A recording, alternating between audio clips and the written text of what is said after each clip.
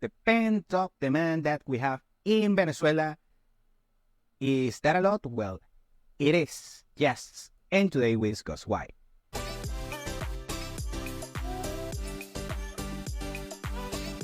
Welcome to Venezuela Insider, the only place in Venezuela for expats, digital nomads, entrepreneurs, investors, travelers, and related internationals. For more information, venezuelainsider.com.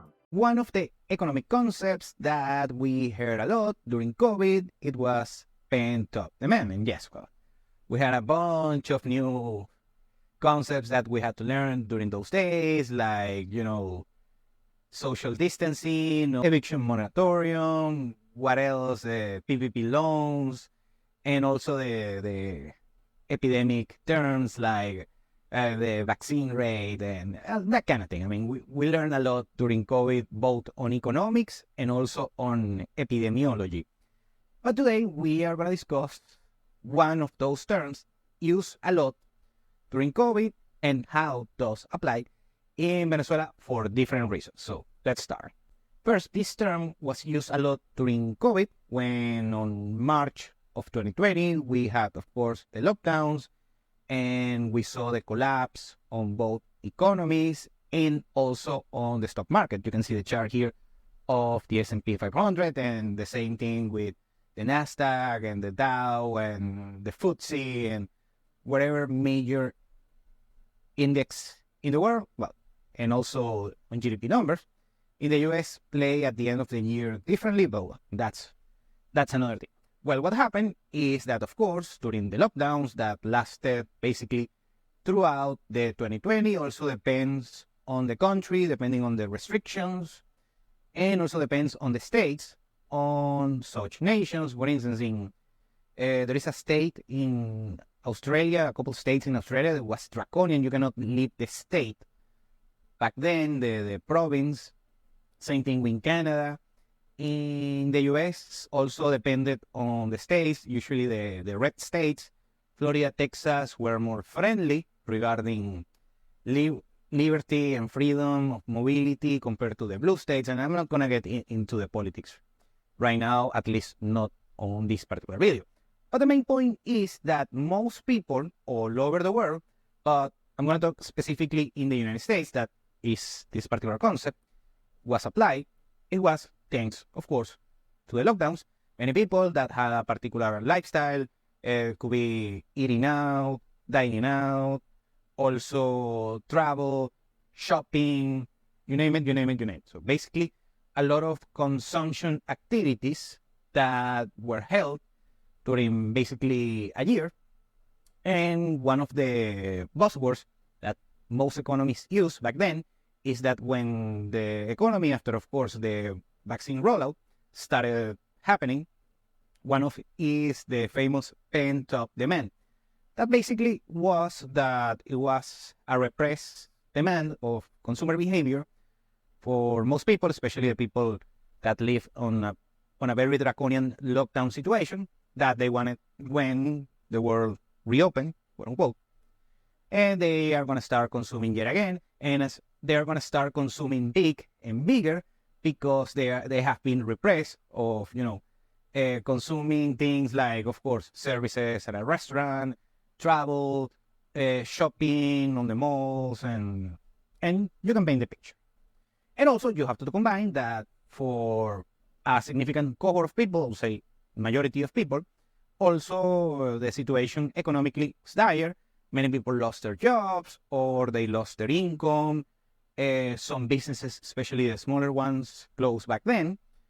And when everything got figured out, quote unquote, let's put it like this, well, people are going to start consuming again, not only on smaller items or experiences, but also on bigger expenses like cars, houses, furniture, electronic gadgets, and so on and so on and so on. Now, in Venezuela, do we have pent-up demand?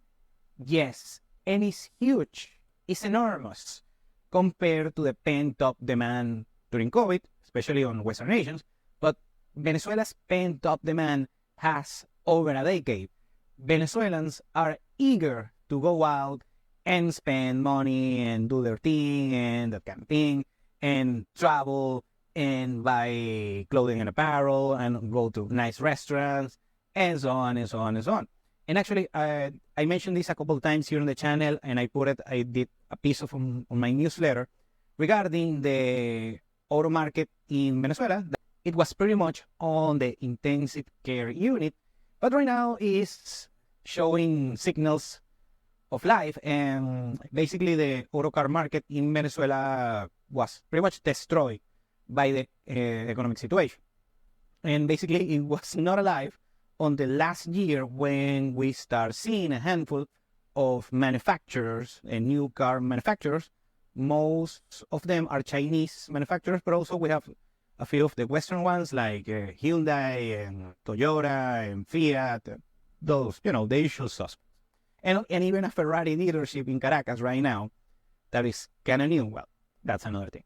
Well, the point is that according to some survey, the Venezuelan auto market needs 700,000 new units in order to replenish the whole market, because the average age of a car for a household and so is around 20 years old. So basically, Venezuelans are driving with old cars. Now, how this happened? Well, let's talk about a little bit first about the Venezuelan consumer behavior. Venezuelan consumer behavior is actually similar to the West rather than an economy in Latin America. I mean, when I say the West, I say the US, Canada, place like that, not even Western Europe. The average Venezuelan is a big spender, regardless if they are rich or not. So they have, first, they love to eat out as much as they can, of course, according to their pocket. Also, clothing and apparel, they spend a lot on clothing and apparel, of course, on a percentage of their particular income. And same thing, they like to have the best car possible according to their budget, of course. And a significant minority, I will say a minority, but a significant minority, let's just for the sake of conversation put it 20 or 30% of Venezuelans like to travel a lot. And yes, I'm going to mention the 80% GDP collapse, but first I have to talk about the decade prior to the 80% GDP collapse. Back then, the price of crude oil was very, very, very high. So the oil revenue in Venezuela was very significant back then. And also, of course, I mentioned that the Venezuelan economy goes as the oil economy goes as well. And back then, actually, we had a system that is called Cadivi, and I'm not going to get into it because it's kind of tricky. But basically, just for the sake of conversation, Venezuelans get access, a quota, to cheap currency, cheap hard currency, dollars and euros.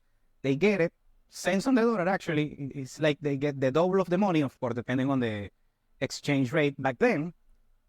But many Venezuelans travel a lot. Yeah, one of them.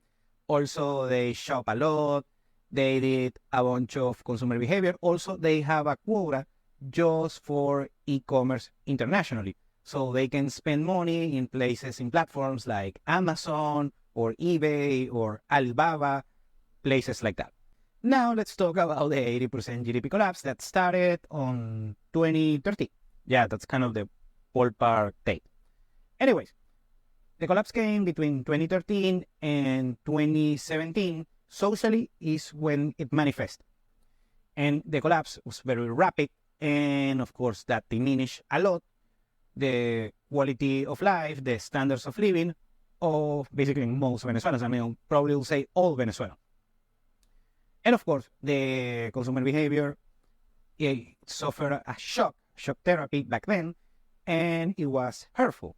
And actually, one of the reasons of the migration that it was huge on those years between 2013 and 2017, what happened is actually many Venezuelans migrated thanks to that reason, that they thought that they could replicate that particular consumer behavior that they had prior to the crisis, migrating to another country like the US and Western Europe, and even a couple of places in Latin America like Chile that they have some sort of credit access over there.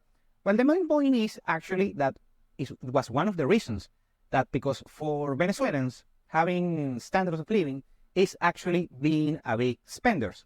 Now, the collapse started to hold, talking the 80% GDP collapse, started to hold between 2018, 2019. On 2018 is when you saw the government taking more of a free market, good economic ideas taken into place. And you start kind of to see the results, but still, with a little bit of suspicacity, to say the least. But also in 2020, of course, we had the pandemic, and also that halted that quote-unquote, let's say, recovery of Venezuelan GDP. Now, the funny thing is that by 2021, we had a perfect storm because the COVID restrictions started to be lifted with the vaccine rollout, that kind of thing. But also the conditions of a quote-unquote recovery after hitting rock bottom started manifesting, but also many goods and services that the average Venezuelan did not have access. For instance, ride-sharing services, I always use that example, and also domestic e-commerce services were starting to be available. That, of course, that changed a lot the consumer behavior worldwide, but in Venezuela, we also had the pent-up demand for using these new technological services for consumption, and everything combined with that. And of course, we have to talk about also the oil economy that improved significantly on that particular year, 2020, 2021. And then everything combined, we had an over of 10% of GDP growth back then. And it's this combination, of course, first oil, but afterwards, this new particular consumer behavior that we are starting to develop in Venezuela. And this particular consumer behavior resembles more a developed Western nation like the United States, rather than an impoverished Latin American economy. Now, the last question is, which are the products and goods and services demanded for Venezuelans regarding this pent-up demand? Well, it's basically everything. I'm serious. I'm talking travel, experiences, dining, clothing and apparel, new cars, electronic gadgets, but also other services. Of course, the more basic ones like education, edtech is getting, a big trend here in Venezuela as well. Also, of course, healthcare that after COVID, that's one of the biggest growing industries in the country. I mentioned this a couple of times. Also, e-commerce has increased exponentially. I mean, like an altcoin or something like that. But the main point is there is a lot of goods and services to be actually placed in the country yet. And on the next 10 years, that this particular consumer behavior and consumer demand that is going to keep mutating, but this time for good reasons, hopefully. So the market that you can have in Venezuela is actually something that I'm looking forward to see, and I think it's going to be positive on the grand scheme of things. Thank you for watching Venezuela Insider. Please like, share, and subscribe. Follow us on social media. If you want to work with us, VenezuelaInsider.com.